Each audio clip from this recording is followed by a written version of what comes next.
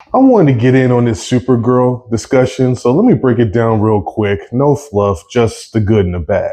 So the movie follows Kara, aka Supergirl, who's out here living a very different life than Superman. She spends a lot of time off world under a red sun where she doesn't have powers, which basically means she can drink and be a party girl. Now, at the same time, we've got our villain, Krim, who wipes out this young girl's family. She sees Supergirl at a bar and asks for help with no success. Then Krim steals Supergirl's ship and poisons Crypto. Now she's got 3 days to get the antidote. And the same girl she ignored comes along for revenge. First off, I actually liked what they tried to do with Supergirl's character.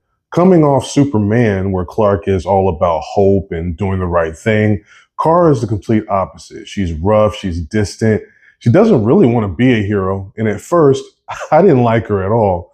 But as the movie goes on, you start to understand why.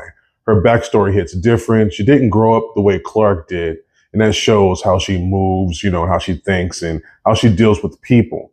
And I wouldn't say I ended up liking her, but I understood her. They also touch on a few darker themes that you usually don't see in these types of movies, which I always appreciate when they do something outside. And I gotta mention Lobo. Jason Momoa was solid in the role, and he brought some much needed energy anytime he showed up on screen.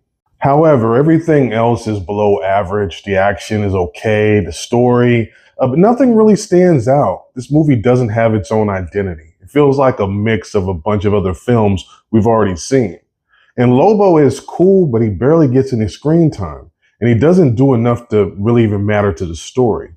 And the visuals are a bit rough at this budget. There are scenes where the lighting is really bad. You can barely see what's happening. It looks like it's all washed out in certain parts. But the biggest issue for me is how they handled her powers. They keep finding ways to make her weaker for the sake of the plot, and it gets a little bit ridiculous. Like there's a moment where she can't find the villain and she's flying around the city. Then later we find out she actually does have x-ray vision. So now we're sitting there like, did she forget that she had that power? And they do this multiple times throughout.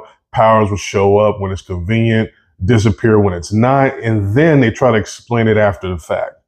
Oh, I gotta mention the villain, super boring, like forgettable to the point where I'm struggling to even remember anything about him right now. So bottom line, is it horrible? No, but I didn't really enjoy it all that much either.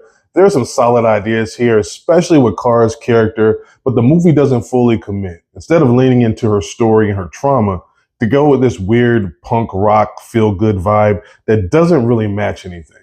And by the end, I appreciated the character more, but I can definitely see how people are going to check out way earlier than that, and they're going to lose the audience, especially since everything else is below average. But now I want to hear from you. Does Supergirl work for you?